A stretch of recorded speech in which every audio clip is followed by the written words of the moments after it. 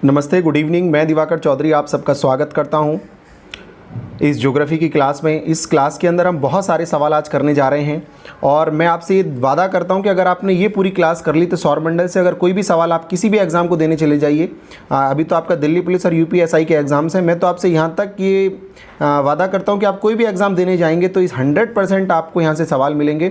इससे अलग अगर सवाल मिल जाए तो आप मुझसे आगे कह देना जी, इससे अगर अलग सवाल आ गया। बस आपको करना ही है कि आप थोड़ी देर इत्मीनान बनाए रखिए और इन सवालों को देख लीजिए। 100% देखो भाई, मैं आपसे एक ना ये वादा नहीं है, ये मेरा अपना अनुभव है कि इनसे अलग कुछ हो ही नहीं सकता, क्योंकि सौरमंडल में इनसे अलग कुछ है ही नहीं। बहुत ही इंटरेस्टिंग क्लास है, बहुत ही अच्छी क्लास है। आप बिना पॉज करिए इस पूरी क्लास को देखिए। इसके बाद अलावा जो है आप इस चैनल को सब्सक्राइब कर दीजिए तथा साथ ही में आ रहे बेल आइकन को भी प्रेस कर दीजिए ताकि आपको आने वाले क्लासेस का नोटिफिकेशन मिलता रहे। यहाँ ओरिजिनलिटी है, परीक्षागढ़ मतलब ओरिजिनलिटी, एकदम सत्यता। और दोस्तों आपको मालूम होगा कि कॉम्पिटिशन गुरु चैनल पर हमारी दिल्ली पुलिस का बैच भी चल रहा है। इसमें जो है सुबह 8 बजे क्लास होती है मैथमेटिक्स की, उसके बाद 9 बजे परीक्षागढ़ पर आपको करंट अफेयर्स की क्लास मिलती है। इसके बाद में शाम को 5 बजे रीजनिंग की क्लास मिलती है और फिर रात को 8 बजे आपको जीके जीएस की क्लास मिलती है। तो आज संडे का दिन है तो मेरा आपको मन था, आज खाली थे तो मैं आपको बहुत ज़्यादा जो है तो परेशान नहीं करूंगा। लेकिन इस क्लास ये बहुत ही एनर्जेटिक क्लास है, बहुत ही अच्छी क्लास है और आप लोगों के लिए एक तरीके से कहूँ तो ये किसी भी तोहफे से कम नहीं है। तो आप ज़्यादा से ज़्यादा इसको शेयर कर दीजिए। गुड इवनिंग सबको, गुड इवनिंग, सब बहुत अच्छे। Thank you very much, thank you, love you all. चलिए तो अब क्लास को स्टार्ट कर लेते हैं। ज़्यादा से ज़्यादा जितने भी लोग हैं सब लोग शेयर कर दीजिए, सारे के सारे शेयर कर दीजिए और लाइक करके जाइएगा वीडियो को। अब मैं इसको स्टार्ट कर लेता हूँ। बहुत सारे इंपॉर्टेंट सवाल मैं इसमें करूँगा। अब मैं अपना फ़ोटो थोड़ा छोटा कर लूँ और फिर आगे क्लास को हम करते हैं चालू। ठीक है ना दोस्तों? चलिए अब हम स्टार्ट कर लेते हैं क्लास को। पहला सवाल आप जो है देख रहे हैं। सवाल में कह रहे हैं कि सौर प्रणाली की खोज किसने की थी। यानी कि जो सौर प्रणाली है, सूरज है, उसके आसपास सारे ग्रह चक्कर लगाते हैं या फिर एस्ट्रॉइड्स वगैरह हैं, सारी प्रणाली की खोज किसने की थी। तो इसका सही उत्तर है ऑप्शन नंबर सी। सब लोग कमेंट करके तुरंत बताया करिए ABCD। ठीक है, मैं आपके कमेंट्स जो है पढ़ रहा हूँ लगातार, मैं इसमें आपके लगातार कमेंट्स पढ़ रहा हूँ। आप ABCD करके बताइए। ठीक है, जो भी जैसी सवाल आता है आप उसका ABCD करके आंसर बताइए और आप जितना ज़्यादा बताएंगे मेरे को पता चलेगा और फिर लास्ट में मैं बताऊंगा किसने सबसे ज़्यादा सही जवाब दिए। ठीक है, आप बीच में इसको बोलते रहिए। मैं लास्ट में एक करके सबका मेंशन कर रहा हूँ। साथ में मैंने एक और टेक्नीशियन में बैठाया हुआ है, वो सब आपको चेक कर रहा है। लास्ट में हम बताएंगे किसका रिजल्ट किसका सबसे अच्छा रहा है। ठीक है, चलिए बहुत बढ़िया। किसने किया? कॉपरनिकस ने। सी ऑप्शन ठीक है, बहुत बढ़िया, बहुत अच्छे, बहुत सुंदर, बहुत बढ़िया। Okay, good. ठीक है, जो कॉपरनिकस थे ये न केवल एस्ट्रोनॉटिक्स में अपना विश्वास रखते थे, न केवल अच्छे भूगोलविद थे, ये मैथमेटिशियन भी बहुत अच्छे थे और ये पोलैंड के रहने वाले थे। जो कॉपरनिकस थे पोलैंड के रहने वाले थे। चलिए अगला सवाल लेते हैं। आंसर नंबर सी इसका ठीक है, आप इसका स्क्रीनशॉट भी ले सकते हैं। अगला सवाल है कि निम्नलिखित में से कौन सा सौरमंडल का भाग नहीं है। यानी कि ऐसा कौन सा है जो सौरमंडल में नहीं आता है। क्षुद्र ग्रह यानी एस्ट्रॉइड्स, धूमकेतु यानी कि कॉमेट्स, या फिर ग्रह यानी कि प्लैनेट्स, या फिर आपका चौथा ऑप्शन है निहारिका मतलब नेबुला। तो आपको बताना है इनमें से कौन सा नहीं है। तो क्षुद्र ग्रह तो होते ही हैं सौरमंडल के अंदर, नो डाउट। धूमकेतु भी होते हैं। हेले के बारे में हमने आपको क्लास में बताया। अगर आपने क्लास नहीं किया तो आप ज्योग्राफी का कल का क्लास कर लीजिए, उसमें मैं सौरमंडल को डिटेल में पढ़ाया है, बोर्ड पे बताया है पूरे सौरमंडल के बारे में। इसमें मैं क्या है केवल MCQs ले रहा हूँ और बहुत सारे MCQ में यहाँ पे लूँगा। तो इसका सही उत्तर आपको बताना है। तो मैंने कहा क्षुद्र ग्रह एस्ट्रॉइड्स होते ही हैं। धूमकेतु भी आपको हेले के बारे में जानकारी है और भी धूमकेतु हैं। धूमकेतु का मतलब होता है जिसका हेड हो, टेल हो, एक चलने वाला एक तारा। ग्रह का मतलब प्लैनेट्स तो इसमें होते ही हैं और निहारिका मतलब नेबुला। नेबुला क्या होता है? Nebula is a cloud of dust, यानी कि ये धूल का एक बादल हो कह सकते हैं हम इसको, या फिर हम कह सकते हैं हाइड्रोजन का, हीलियम का और बहुत अलग अलग गैसेस का ये क्लाउड एक झुंड होता है। तो ये तो कहीं भी हो सकता है। तो सौरमंडल का भाग इसमें होना बहुत बिल्कुल भी जरूरी नहीं है। यानी कि इसका डी जो ऑप्शन है वो बिल्कुल ठीक है। डी इसका सही उत्तर है। आपको सबको समझ में आ रहा है? चलिए बहुत बढ़िया, जिसने जवाब दिया सब बहुत बढ़िया जवाब दे रहे हैं, बहुत सुंदर। चलिए अगला सवाल ये लेता हूँ मैं। अंतरिक्ष में कुल कितने तारामंडल हैं? आपको बताना है कि स्पेस में कुल कितने तारामंडल हैं। सब लोग बताइए कितने हैं? 87 हैं, 88 हैं, 89 हैं कि 90 हैं? तो मित्रों 89 है। सी जो बता रहे हैं बहुत बढ़िया है। जिसने नहीं बता पा रहे हैं तो कोई बात नहीं है। तो सी इसका सही उत्तर है। आप लोग इसको लिखते चलिए। तीसरे का सी जो है वो बिल्कुल ठीक है। मैं इसकी PDF भी मैं आपको दे दूंगा। टेलीग्राम चैनल अपना परीक्षागढ़, इसके अलावा कॉम्पिटिशन गुरु, दोनों पर ही डाल देंगे हम जो है ये अपना। आप टेलीग्राम पे सर्च करेंगे। इसके अलावा मैं इस लिंक में भी इस PDF को थोड़ी देर में अपलोड कर दूंगा। ठीक है ना? तो इसका तीसरे का जो उत्तर है वो सी बिल्कुल ठीक है। अगला सवाल आपसे कह रहा है कि ब्रह्मांड में विस्फोटी तारा कहलाती है। बताओ जल्दी, विस्फोटी तारा किसको कहते हैं? ब्रह्मांड में विस्फोटी तारा, बोलो जल्दी जल्दी बताइए, जल्दी जल्दी आंसर दीजिए, जल्दी जल्दी। तो विस्फोटी तारा किसको कहते हैं? विस्फोटी तारा कहते हैं मित्रों लुब्धक, ये जो सी ऑप्शन आपको दिखाई दे रहा है लुब्धक यानी कि साइरस, इसको साइरस भी इंग्लिश में बोला गया, SIRIUS, साइरस तारा। ये जो है सौरमंडल के निकटतम तारों में से एक तारा है, हालांकि सबसे नज़दीक तो प्रॉक्सिमा सेंचुरी है, लेकिन अगर डिस्टेंस देखा जाए तो इसका भी बहुत ज़्यादा नहीं है। और सूरज जो पृथ्वी के आसपास अगर तारों की मैं बात करता हूँ तो 7वें नंबर पे साइरस का नंबर आता है, ठीक है ना। चलिए अगले सवाल की ओर बढ़ते हैं। क्या इसका सी ऑप्शन ठीक था। अगला सवाल है कि वैज्ञानिक जिन्होंने सर्वप्रथम खोज की कि पृथ्वी सूर्य के चारों ओर घूमती है, पहले तो यही माना जाता था प्राचीन काल में कि जो है पृथ्वी के चक्कर सूर्य लगाता है, लेकिन बाद में पता चला कि नहीं, पृथ्वी उल्टा सूर्य के चक्कर लगाती है। तो किसने सबसे पहले बताया था? तो इसका सही ऑप्शन आपको बताना है। तो इसका कॉपरनिकस ठीक जवाब है, जो मैंने आपको पहले भी बता चुका हूँ। ये पोलैंड के रहने वाले थे। सी ऑप्शन इसका बिल्कुल ठीक है। आपको मज़ा आ रहा है, अच्छा लग रहा है तो कमेंट करके बताइए अगर अच्छा लग रहा है तो, ठीक है। चलिए बहुत बढ़िया, बहुत अच्छे, बहुत खूबसूरत, सब लोग जवाब देते रहिए, हर एक क्वेश्चन का आप लोग जवाब दीजिए। लास्ट में काउंट करके हम बताएंगे किसके सही सबसे ज़्यादा जवाब है, ठीक है। चलिए तो अगला सवाल है कि नॉर्वे में अर्धरात्रि के समय सूर्य कब दिखाई देता है? नॉर्वे जो देश है उसमें अर्धरात्रि के समय सूर्य कब दिखाई देता है, ऐसा करके आपसे सवाल है, आपसे पूछ रहा है। तो इसका सही उत्तर आप बताइए कौन सा है, कमेंट करके जल्दी से। अर्धरात्रि के समय सूर्य कब दिखाई देता है? एक्चुअली ये जो दिखाई देता है सूर्य पृथ्वी के झुकाव के कारण से दिखाई देता है। जो पृथ्वी वो अपने अक्ष पर सीधी नहीं है बल्कि झुकी हुई है। कितने डिग्री झुकी हुई है? तो 23.5 डिग्री झुकी हुई है। 23.5 डिग्री जो है पृथ्वी अपने एक्सिस पर झुकी हुई है, इस कारण से वहाँ पे अर्धरात्रि के समय सूर्य जो है वो दिखाई देता है। तो इसका उत्तर ठीक है सी ऑप्शन, यानी 21 जून। बहुत बढ़िया, बहुत अच्छे, बहुत खूबसूरत। देते रहिए जवाब, आप लोग देते रहिए, शेयर भी करते रहिए साथ में। बहुत बढ़िया क्लास है आज की जो क्लास है। इसका सी ऑप्शन बिल्कुल ठीक था। अगला सवाल ये लेते हैं। अगले सवाल का उत्तर आप लोगों ने देख लिया, चलिए कोई बात नहीं है। पृथ्वी में से किनके बीच की औसत दूरी को एक खगोलीय एकक कहा जाता है? तो इसमें पृथ्वी और सूर्य के बीच की जो डिस्टेंस होती है उसको खगोलीय एकक कहते हैं, और इसी के आधार पर जो है हम बताते हैं कि इसमें कितने एकक की दूरी है, कितने यूनिट्स की डिस्टेंस है। तो पृथ्वी सूर्य के बीच का दूरी जो है उसी को एस्ट्रोनॉमिकल यूनिट कहते हैं, ठीक है जी। चलिए अगला है मध्यरात्रि सूर्य का क्या अर्थ है? मध्यरात्रि सूर्य का आपको अर्थ बताना है। सांध्य प्रकाश है, या उदीयमान सूर्य है, या बहुत चंद्रमा जो चमकदार है वो है, या फिर सूर्य का ध्रुवीय व्रत में देर तक चमकना है? तो बताइए। चलिए आप लोगों के कमेंट्स में इधर पढ़ रहा हूँ, आप लोग इसका उत्तर दीजिए, सब लोग दीजिए इसका उत्तर। 8वें का, बहुत बढ़िया, बहुत बढ़िया, बहुत बढ़िया। 8वें सवाल का उत्तर आप सब लोग दीजिए। चलिए बहुत बढ़िया। इसका सही उत्तर है डी, यानी कि सूर्य का ध्रुवीय व्रत में देर तक चमकना, इसी को कहते हैं मध्यरात्रि सूर्य, ठीक है जी। चलिए अगले सवाल की ओर चलते हैं। अगला सवाल है सूर्य के रासायनिक मिश्रण में हाइड्रोजन का प्रतिशत कितना है? यानी कि सूर्य का जो रासायनिक मिश्रण है उसमें हाइड्रोजन कितने % होता है? हीलियम भी होता है, लेकिन हाइड्रोजन कितना % है, ऐसा आप करके आपको क्वेश्चन दे रखा है, इसमें आपको बताना है। तो बताइए, चलिए बहुत जल्दी से बताइए। बहुत बढ़िया, बहुत सुंदर, बहुत अच्छे, बहुत अच्छे, बहुत अच्छे। बिल्कुल ठीक जवाब ए है, ए इसका सही उत्तर है, यानी कि ए जो है वो ठीक जवाब है। और जो 71% है वो हाइड्रोजन होता है सूर्य के रासायनिक मिश्रण में। अगले सवाल की ओर चलते हैं। निम्नलिखित में से कौन से एक तारा है? इनमें से तारा कौन सा आप बताइए? चंद्रमा है, या शुक्र है, या पृथ्वी है, या सूर्य है? तो सही उत्तर इसका डी आपको दिखाई भी दे रहा है। ये बिल्कुल सरल सवाल था। आप जानते हैं चंद्रमा तो पृथ्वी का उपग्रह है, तारा तो है नहीं। ऐसे शुक्र भी एक ग्रह है, पृथ्वी भी एक ग्रह है, जबकि सूर्य एक तारा है। चलिए अगले सवाल की ओर हम चलेंगे। अगले सवाल में कह रहा है कि सूर्य पर पृष्ठ तापमान कितना होता है? ये बार बार आपको आंसर, इसको थोड़ा मैनेज करिए, आंसर को नहीं आना चाहिए ना। हाँ, तो सौर पृष्ठ पर लगभग कितना तापमान होता है ये आपको बताना है। तो सौर पृष्ठ का जो, वैसे तो सौर पृष्ठ को क्या कहते हैं? कोरोना कहते हैं। मैंने कल की क्लास में भी आपको बताया, क्रीट कहते हैं, कोरोना कहते हैं।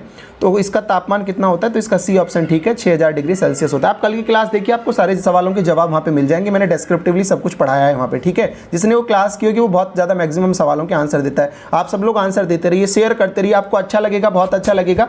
आपको ये सारे के सारे सवाल, इसमें से कोई भी अगर एक भी सवाल पेपर के अंदर चला जाए ना, इससे अलग अगर सवाल चला जाए तो जा नहीं सकता। आप जिसमें कुत्ते को खिलाते हो ना, उसमें मुझे बुला के खिला देना अगर इससे अलग सवाल आए, ये मैं गारंटी के साथ कह रहा हूँ आपसे, ठीक है।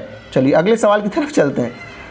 अगला सवाल आपसे क्या कह रहा है कि सूर्य की सतह के अलावा दूसरा कौन सा तत्व बहुतायत में पाया जाता है? यानी हाइड्रोजन तो पाया ही जाता है 71%, इसके अलावा कौन सा पाया जाता है? आप कमेंट करके जल्दी जल्दी बताइए कौन सा पाया जाता है। बहुत अच्छे, बहुत सुंदर, बहुत खूबसूरत, बहुत अच्छे, बहुत अच्छे। हीलियम बिल्कुल सही जवाब है, हीलियम। यानी कि सूर्य पर हाइड्रोजन पाई जाती है, और हाइड्रोजन के अलावा कौन सा पाया जाता है? हीलियम बहुतायत में पाया जाता है। तो ये इसका जो ए ऑप्शन है वो बिल्कुल ठीक है, हीलियम पाया जाता है। नाभिकीय संलयन की अभिक्रिया भी वहाँ पे होती है। अगले सवाल की ओर चलते हैं। अगले सवाल में कह रहा है कि सूर्य धरती तक पहुँचने में कितने मिनट का समय लेता है? यानी कि जो पृथ्वी तक जो सूर्य का प्रकाश आता है वो कितने, हाँ बहुत अच्छे, इसको तो आप जानते हैं ना।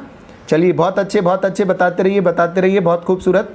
बिल्कुल ठीक कह रहे हैं आप लोग। पहला यानी ऑप्शन नंबर ए बिल्कुल ठीक है, पहला जवाब सही है। यानी सूर्य जो है प्रकाश धरती तक पहुंचने में 8.3 जो है मिनट का समय लेता है, यानी लगभग 8 मिनट 21 सेकंड का समय ही लेता है। तो इसका पहला ऑप्शन बिल्कुल ठीक है। सबको आ रहा है समझ में? अच्छा लग रहा है? सबको अच्छा लग रहा है? बताइए। बहुत अच्छे। चलिए चलिए चलिए अगले सवाल की ओर चलते हैं। अगले सवाल में आपसे कह रहा है कि सूर्य के सबसे पास कौन सा ग्रह है? जो सूर्य है उसमें सबसे पास उसके कौन सा ग्रह आता है? तो ये आपसे सवाल पूछ रहा है। बताइए जल्दी से, सूर्य के पास कौन सा ग्रह जो सबसे नज़दीक है सूर्य के, आपको बताना है इसमें। बहुत बढ़िया बहुत बढ़िया बहुत बढ़िया, बहुत अच्छे। बुध सबसे नज़दीक है, बुध जो है वो सबसे नज़दीक है सूर्य के। मरकरी जो है वो सबसे नज़दीक है। यानी कि मैं अगर आपको बताना चाहूँ तो ये सन है, सन के बराबर में पहले मरकरी आता है, मरकरी के बाद वीनस आता है, फिर अर्थ आता है, और अर्थ के बाद में मार्स आता है, फिर जुपिटर आता है, जुपिटर के बाद में सैटर्न आता है, यूरेनस आता है, फिर नेपच्यून आता है। ठीक है, तो इसकी क्या है कि आप जो एक छोटा सा ट्रिक भी याद रख सकते हैं। तो ये आप कह सकते हैं कि माई, वेरी, एक्सीलेंट, मॉम मतलब मम्मी, जस्ट, सर्व, अस, नूडल्स। तो माई मतलब मरकरी, वी मतलब वीनस, ई मतलब एक्सीलेंट मतलब कि अर्थ, मॉम मतलब मार्स, जस्ट मतलब जुपिटर, एस सैटर्न, यूरेनस और नेपच्यून। क्लियर हो रहा है सबको? हिंदी में तो कहूँ तो पहले बुध आएगा, फिर शुक्र आएगा, फिर पृथ्वी आएगी, फिर मंगल आएगा, फिर बृहस्पति आएगा, फिर शनि आएगा, फिर अरुण आएगा, फिर वरुण आएगा। ठीक है ना? तो सूर्य के सबसे नज़दीक कौन सा हो गया? तो ये वाला सूर्य के सबसे नज़दीक हो गया। क्लियर हो रहा है सबको? चलिए अगले सवाल की ओर चल देते हैं। अगला सवाल है कि बुध नक्षत्र में एक वर्ष में दिनों की संख्या जो है वो कितनी होती है? बुध नक्षत्र में पूछ रहा है कितनी होती है। आपको इसका जवाब पता होना चाहिए। एक नक्षत्र का मतलब आप समझिए कि एक वर्ष, जैसे पृथ्वी पर अगर वर्ष की बात करें तो कितना होता है बताइए? पृथ्वी का परिक्रमण काल ही उसका वर्ष होता है, 365 दिन होता है। बिल्कुल ठीक कह रहे हैं। ऐसे अगर बुध की बात करें तो बुध का 88 दिन का होता है। यानी इसमें कौन सा सही उत्तर है? डी इसमें बिल्कुल ठीक जवाब है। ठीक है ना? डी इसमें बिल्कुल ठीक ऑप्शन है, इसका डी जवाब बिल्कुल सही है। यानी कि जो बुध नक्षत्र में उसमें एक वर्ष में 88 दिन होते हैं। तो अगर बुध की बात करें तो 88 दिन होते हैं। बुध में कितने होते हैं? आप इसका स्क्रीनशॉट ले लीजिएगा, मैं एक बार लिख देता हूँ। ठीक है, बुध जो है बुध में होते हैं 88 दिन, 88 दिन। उसके बाद आता है शुक्र, शुक्र का परिक्रमण काल जो होता है वो 225 दिन का होता है, 225 दिन होता है। उसके बाद पृथ्वी, पृथ्वी का 365 दिन का होता है। उसके बाद आता है मंगल, मंगल का 687 दिन का होता है, 687 दिन का होता है। फिर आता है बृहस्पति, बृहस्पति जो आता है उसका कितना होता है? 12 वर्ष का होता है, 12 वर्ष जुपिटर का 12 वर्ष का होता है। उसके बाद में कौन आता है? शनि आता है, शनि का 29 वर्ष का होता है, 29 वर्ष का। फिर अरुण आता है, अरुण का कितना होता है? तो 84 वर्ष का होता है, 84 वर्ष का। फिर वरुण आता है, वरुण का कितना होता है? 165 ईयर्स का होता है। ठीक है जी, तो ये इनका जो है परिक्रमण काल है, यानी कि एक साल में समय कितना होता है वो मैंने ऐसे बताया है। ठीक है, तो इस बुध का कितना होता है? 88 डेज होता है ना, पहला ऑप्शन बिल्कुल ठीक है। क्लियर है सबको? स्क्रीनशॉट ले सकते हैं आप लोग। चलिए अगले सवाल की ओर हम लोग बढ़ लेते हैं। अगला सवाल कह रहे हैं निम्न में से कौन से ग्रह के चारों ओर घूमने वाले उपग्रह नहीं हैं? यानी निम्नलिखित में से कौन सा ग्रह है जो के चारों ओर घूमने, यानी उनके और पास कोई प्राकृतिक उपग्रह नहीं घूमता है? तो ये आपको पता होना चाहिए। बताइए कौन कौन से ऐसे दोनों हैं? तो पहले वाले दोनों ही हैं, यानी कि बुध है, और दूसरा कौन सा? शुक्र है, यानी कि बी ऑप्शन इसका बिल्कुल ठीक है। इनके आसपास जो है कोई भी प्राकृतिक यानी नेचुरल उपग्रह नहीं होता है। क्लियर हो रहा है आपको? चलिए अगला सवाल लेते हैं। अगला सवाल लेते हैं भैया, बहुत जल्दी जल्दी। देखो मेरा टाइम बिताने का आपके साथ में कोई मकसद नहीं है, मैं चाहता हूं कि आप जल्दी जल्दी सवाल कर लें और उसके बाद में आप आराम से अपनी सेल्फ स्टडी को अंजाम दें। मैं ऐसा नहीं है कि 10 सवाल में आपके 2 घंटे बिता दूंगा, ठीक है ना। मैं अगर 1 घंटा भी बिताऊंगा ना तो मैं आपको 80-90 सवाल करा के जाऊंगा। तो आप जमे रहिए, रुके रहिए, यहाँ से हिलिए मत। बहुत इंपॉर्टेंट क्लास है, बहुत अच्छे अच्छे सवाल हैं। इसका उत्तर दे दीजिए। चलिए, निम्नलिखित में से कौन सा ग्रह सूर्य का चक्कर सबसे कम समय में लगाता है? तो अभी मैंने आपको बताया था, तो सबसे कम कौन लगाता है? बुध लगाता है। सबसे ज़्यादा कौन सा लगाता है? तो वरुण लगाता है, ठीक है ना। वो बढ़ते जैसे जैसे उसकी दूरी बढ़ती जाएगी वैसे वैसे उसका परिक्रमण काल भी बढ़ता जाएगा। ठीक है, सबको क्लियर है? चलिए खूबसूरत। अगले सवाल की ओर चल दें क्या? अगले सवाल की ओर चल देते हैं। चलिए अगले सवाल में आपसे कह रहे हैं सौरमंडल का कौन सा ग्रह पृथ्वी के जितना बड़ा, जितनी बड़ी पृथ्वी है लगभग उतना ही बड़ा वो भी ग्रह है। आपको इसका उत्तर जो देना है, आप बताइए कौन सा है। पृथ्वी के जैसा। तो बताओ पृथ्वी के जैसा कौन सा है? ट्विन ऑफ अर्थ बोलते हैं, सिस्टर ऑफ अर्थ बोलते हैं, पृथ्वी की बहन कहते हैं, उसी के जैसा लगभग है। तो सभी चीज़ों में तो उसका क्या उत्तर है? सी उत्तर बिल्कुल ठीक है। पृथ्वी के सबसे नज़दीक भी है ये, सबसे गर्म ग्रह भी इसको कहा गया, सुबह का तारा, शाम का तारा है ना, सबसे चमकीला ग्रह, सबसे गर्म ग्रह, ये सब शुक्र है। पृथ्वी के जैसा है, पृथ्वी के जितना बड़ा है तो शुक्र है। ठीक है, चलिए अगले सवाल की ओर चल देते हैं। सबसे चमकीला ग्रह कौन सा है? मैं अभी बता रहा था आपको, चलिए बताइए इसमें सबसे चमकीला ग्रह, कमेंट करके बताइए जल्दी जल्दी। सबसे चमकीला ग्रह बताइए जल्दी। परमवीर सिंह बताइए, बहुत बढ़िया, बहुत अच्छे, बहुत खूबसूरत, बहुत अच्छे, बहुत अच्छे, बहुत अच्छे, बहुत बढ़िया, बहुत अच्छे, बता दीजिए, बताते रहिए, बताते रहिए, बहुत बढ़िया, बहुत बढ़िया। ठीक है, चलिए इसका सही उत्तर कौन सा है? सबसे चमकीला ग्रह कौन सा होता है? शुक्र होता है भैया, सबसे चमकीला ग्रह शुक्र है। ठीक है, आ रहा है समझ में, सबको अच्छा लग रहा है? अगला सवाल लेते हैं। अगले सवाल में आपसे कह रहे हैं पृथ्वी के सर्वाधिक निकट कौन सा ग्रह? पृथ्वी, अभी मैं आपसे यही बिल्कुल सेम सवाल है, पृथ्वी के सबसे ज़्यादा नज़दीक कौन सा है आपको बताना है। तो पृथ्वी के नियरेस्ट जो प्लानेट है वो शुक्र है, यानी वीनस ही जो है वो पृथ्वी के सबसे ज़्यादा नज़दीक है। क्लियर हो रहा है ना सबको? चलिए अगले सवाल की ओर चलते हैं, अगले सवाल की ओर चल देते हैं भैया। अगला सवाल लेते हैं। अगला सवाल ये रहा। अगला सवाल है कि निम्नलिखित में से किस को भोर का तारा कहा गया है? वही सवाल है, बहुत अच्छा सवाल है, ऐसे पूछा है इसने कई बार। भोर का तारा किसे कहा गया है? कमेंट करके बताइए जल्दी जल्दी, भोर का तारा किसको कहा गया है? तो शुक्र को ही भोर का तारा कहा गया। बहुत अच्छे, बहुत ज़बरदस्त, बहुत जोरदार, शुक्र को ही जो है भोर का तारा कहा गया। दोस्तों आपको इसी हिसाब से मेहनत करनी, इसी हिसाब से जल्दी जल्दी पढ़ना है, आपको बहुत जल्दी जल्दी चीज़ें खत्म करनी है और उसके बाद में फिर इसको रिवीजन करना है, सेल्फ स्टडी करनी है, मैथ्स को किस तरीके से शॉर्ट में आप पढ़ सकते हैं, रीजनिंग के कैसे सवाल कर सकते हैं, तो वो सारी की सारी चीज़ें हम आपको बताएंगे। बिल्कुल टेंशन नहीं लेनी, बिल्कुल पूरा बैच हम फ्री पढ़ाएंगे, आप बिल्कुल टेंशन ना लीजिए। ठीक है, चलिए अगले सवाल की ओर चल देते हैं। अगला सवाल है कि सुपरनोवा क्या चीज़ है? सुपरनोवा आपको बताना है कि सुपरनोवा क्या चीज़ है। तो सुपरनोवा क्या है? एक मृत प्राय तारा है, यानी डी ऑप्शन इसका ठीक है। मृत प्राय तारे का मतलब है कि एक डस्ट और इसका बना हुआ एक तारा होता है, उसी को सुपरनोवा कहते हैं। ब्लैक होल अलग चीज़ है, पुच्छल तारा कॉमेट्स अलग चीज़ है, ग्राहिका अलग चीज़ है। सुपरनोवा मतलब एक मृत प्राय तारा, यानी इंग्लिश में अगर कहें तो इसको सुपरनोवा कह सकते हैं। तो अगले सवाल की ओर चलते हैं। उत्तरी ध्रुव की खोज किसने करी थी? बताइए, उत्तरी ध्रुव को किसने खोजा था? उत्तरी ध्रुव, उत्तरी ध्रुव मतलब मान के चलिए जैसे कि ये पृथ्वी है, पृथ्वी है ये, तो ये जो नॉर्थ पोल है ये यहाँ पे साउथ पोल है, तो ये जो नॉर्थ पोल है, नॉर्थ पोल को किसने खोजा था? तो रॉबर्ट पियरी ने खोजा था। रॉबर्ट पियरी कहाँ के रहने वाले थे? तो यूएसए का रहने वाला था, यानी अमेरिका का रहने वाला था रॉबर्ट पियरी जो है। पहला ऑप्शन ठीक है। जवाब किसने दिया? अच्छा चलिए, बहुत अच्छे, बहुत बढ़िया, बहुत अच्छे। चलिए अगले सवाल की ओर चलते हैं। अगला सवाल है कि साउथ पोल पर पहुंचने वाला, जो यानी कि अभी नॉर्थ पोल की बात कर रहे थे, अब साउथ पोल की बात कर रहे हैं, यानी साउथ पोल पर सबसे पहले कौन व्यक्ति पहुंचा था? इसका आपको उत्तर बताना है। चलिए बताइए, बताइए बताइए इसका उत्तर। अच्छा बताते रहिए, बताते रहिए। ABCD लिखना है, केवल ABCD लिखा करिए, ABCD। चलिए ठीक है, बहुत अच्छे। एमंडसेन इसका सही उत्तर है, डी ऑप्शन इसका ठीक है। तो जो एमंडसेन थे वो नॉर्वे के रहने वाले थे ना, नॉर्वे के रहने वाले थे, जहाँ पे अर्धरात्रि सूर्य दिखाई देता है उसी देश के रहने वाले थे, नॉर्वे के रहने वाले थे। ठीक है ना, सबको आ रहा है समझ में? अर्धरात्रि सूर्य जहाँ दिखाई देता है 21 जून को, वहीं नॉर्वे के रहने वाले हैं। अगला सवाल आपसे कह रहा है कि बताइए तारे पूर्व से पश्चिम में किस कारण ज़्यादा दिखते हैं? तो बताइए क्यों दिखते हैं? तारे पूर्व में कम दिखाई देते हैं, पश्चिम में ज़्यादा दिखाई देते हैं। आप कभी रात को गौर करिएगा, जब आपको आसमान में तारे दिखाई दे रहे हैं तो आपको पश्चिम दिशा में ज़्यादा तारे दिखाई देंगे जिधर सूर्य छिपता है, और पूर्व दिशा में कम दिखाई देंगे। तो इसका एक सीधा सा कारण है कि जो पृथ्वी है ना, वो पृथ्वी कैसे घूमती है? पृथ्वी पश्चिम से पूर्व की ओर को घूमती है, इस कारण से ऐसा होता है। यानी कि पृथ्वी जो है पूर्व से पश्चिम की ओर को चलती है, यानी जब पूर्व से पश्चिम की ओर को चलेगी तो हमारा जो मोमेंटम है वो ऑटोमेटिकली पश्चिम की तरफ रहेगा। इस कारण से जो हमें विजिबिलिटी रहेगी वो पश्चिम दिशा की ज़्यादा रहेगी। इसी कारण से जो तारे हैं वो कौन से दिखाई देते हैं? पश्चिम वाले दिखाई देते हैं। तो कौन सा ऑप्शन ठीक हो गया इसमें? डी ऑप्शन इसका बिल्कुल बिल्कुल ठीक हो गया। चलिए अगला सवाल लेते हैं। अगला सवाल है किस ग्रह को नीला ग्रह कहा गया? बताओ, इसको तो बता ही सकते हैं आप सब लोग, बताइए नीला ग्रह किसे कहा गया? ABCD जल्दी जल्दी बताइए, ABCD किस ग्रह को नीला ग्रह कहा गया है? बोलो भैया, बोलो, सब लोग बोलिए। आपके लिए देखो डटा रहूंगा मैं, मेहनत करता रहूंगा, लगा रहूंगा, आपके साथ जुड़ा रहूंगा। आप अगर कहेंगे कि 10 बजे तक पढ़ाइए तो मैं पढ़ाता रहूंगा आपको, मैं सारी की सारी चीज़ें यहाँ पे मैं बैठ के आपको पढ़ाता रहूंगा, क्योंकि मेरा एक ही उद्देश्य है कि आप लोगों को सफलता मिले। अगर आप लोग सफल हो जाएंगे तो मैं अपने आप ही सफल हो जाऊंगा। इसमें कोई भी ऐसा नहीं है कि मान के चलिए अगर आपको ऐसा लगता है कि जी मेरे को सिलेक्शन कॉम्पिटिशन गुरु परीक्षागढ़ के कारण से मिला है तो ऑटोमेटिकली हम लोग सफल हैं, बस इतना ही चाहिए। इससे ज़्यादा एक टीचर को कुछ भी नहीं चाहिए। और आप लोग मेहनत से पढ़िए, जितना ज़्यादा आप वीडियो को शेयर कर सकते हैं उतना ज़्यादा शेयर कीजिए, क्योंकि जब ज़्यादा लोग जुड़ेंगे तो हमें ज़्यादा मोटिवेशन मिलता है, और ज़्यादा मोटिवेशन मिलेगा तो मैं क्लास को उतना ही ज़्यादा लंबा करूँगा, तो उतना ही ज़्यादा आपको ज़्यादा सवाल मिलेंगे। तो नीला ग्रह किसको कहा गया है? तो नीला ग्रह पृथ्वी को ही कहा गया है। पानी इसके पास पाया जाता है, 3/4 पार्ट इसमें पानी है, 3/4 भाग पानी होता है, 71% के आसपास। इसी कारण से रंग जो नीला दिखाई देता है इसको नीला ग्रह कहते हैं। अगला सवाल है कि पृथ्वी की स्थित है, पृथ्वी कहाँ पे स्थित है? तो अभी मैंने आपको ये बताया था कि सबसे पहले कौन आता है? सबसे पहले आता है सबसे पहले आता है बुध। बुध के बाद कौन सा ग्रह आता है? शुक्र आता है।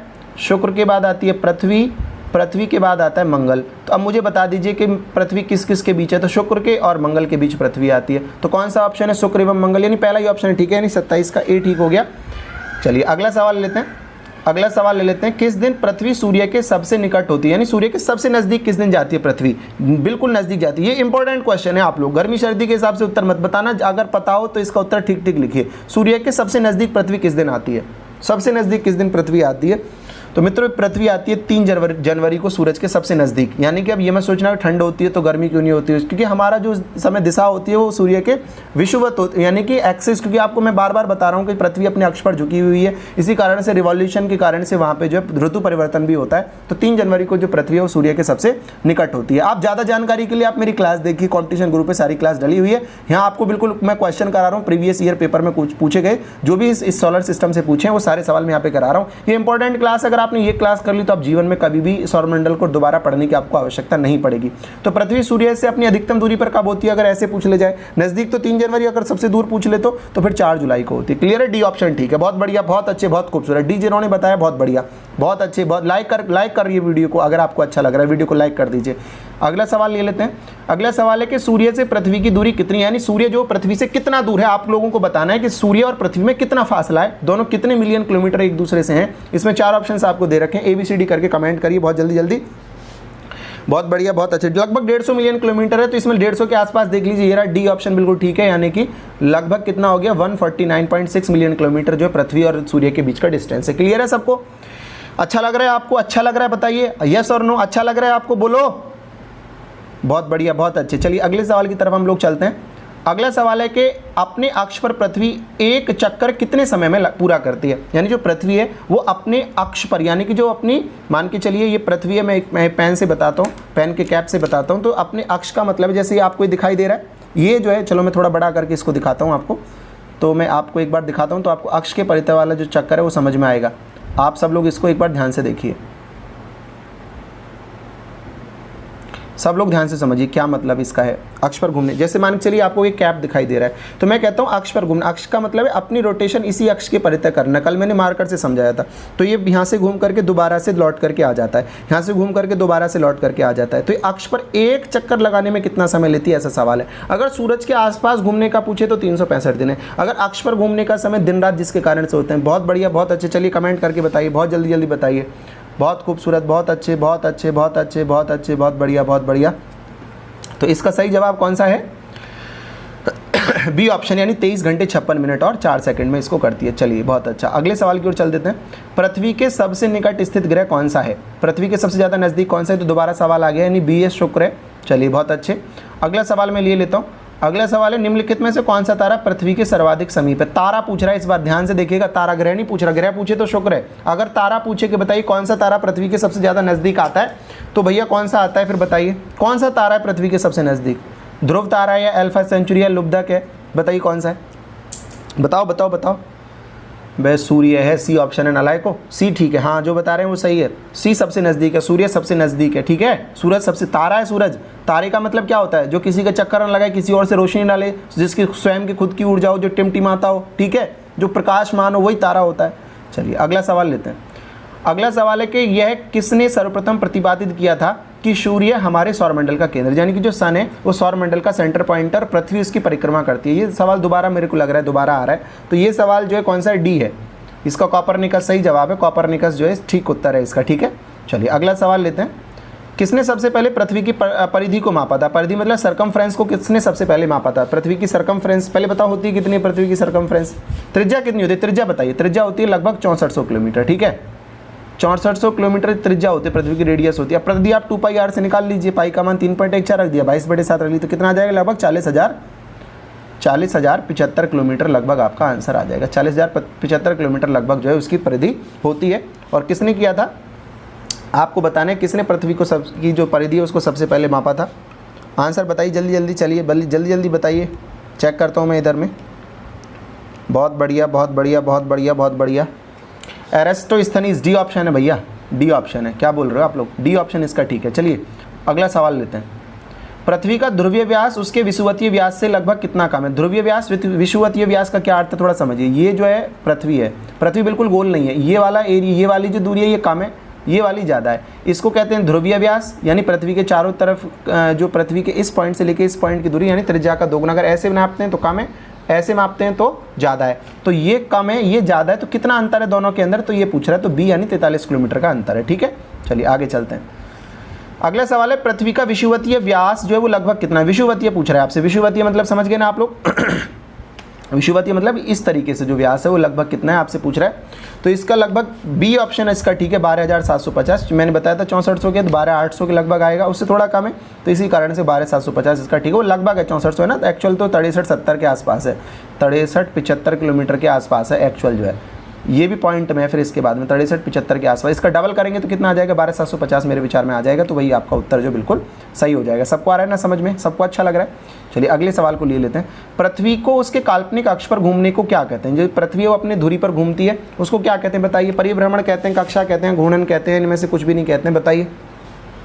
अभी बता रहा था मैंने, कैप के एग्जांपल से बताया था, रोटेशन कहते हैं उसको, घूर्णन कहते हैं, यानी सी ऑप्शन इसका बिल्कुल ठीक है। अच्छा लग रहा है आपको, मजा आ रहा है। चलिए अगला सवाल लेता हूं मैं।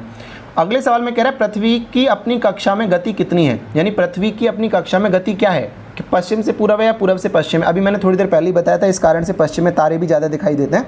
तो इसका बिल्कुल सही ऑप्शन कौन सा हो जाएगा बताइए जल्दी से।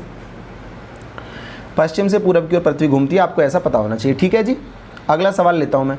अगला सवाल ये लेता हूँ, छोटा कर दीजिए। अगला सवाल है कि पृथ्वी तथा सूर्य के मध्य सर्वाधिक दूरी किसके दौरान होती है, यानी जब सर्वाधिक दूरी होती है, यानी कि जब 3 जनवरी वाला दिन जो होता है, मैक्सिमम डिस्टेंस जो होता है, तो उसको क्या बोलते हैं हम, आपसे पूछ रहा है इसमें। उपसौर कहते हैं कि अपसौर कहते हैं। ये तो गलत है दोनों, ये तो ऋतु को लेकर के दोनों चीज़ें, दक्षिण अयनांत और उत्तर अयनांत। ठीक है, तो इसका सही उत्तर बताइए। चलिए कमेंट करिए, जल्दी जल्दी कमेंट करके बताइए, जल्दी कमेंट करके बताइए, जल्दी जल्दी वीडियो को शेयर कर दीजिए, लाइक कर दीजिए, ज़्यादा से ज़्यादा लोगों को जोड़ दीजिए यहाँ पे। जितना आप लोग ज़्यादा अप्रिशिएशन देंगे उतना ज़्यादा लंबा क्लास चलेगा।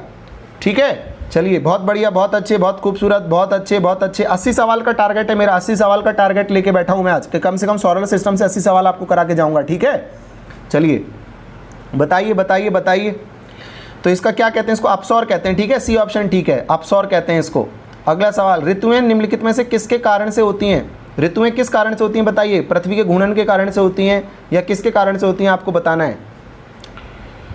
तो किसके कारण, परिक्रमण के कारण से होती हैं भाई, घूर्णन से नहीं होती, परिक्रमण से होती हैं, यानी कि सूर्य के आसपास चक्कर लगाने के कारण से होती हैं। इसका बी ऑप्शन बिल्कुल ठीक है। चलिए अगले सवाल की ओर चलते हैं, अगला सवाल लेते हैं। अगला सवाल है कि निम्नलिखित में से किसने पहली बार कहा था कि पृथ्वी गोल है। किसने बताया कि पृथ्वी गोल है, बताओ। सवाल बार बार आ रहा है, पृथ्वी गोल है, यानी इंपॉर्टेंट सवाल है। किसने बताया था पृथ्वी गोल है। नहीं, गोल तो मैंने पहली बार आ रहा है सवाल है ना, गोल के बारे में अभी तक मैंने नहीं बताया शायद आपको। पृथ्वी गोल है किसने कहा था, बोलिए।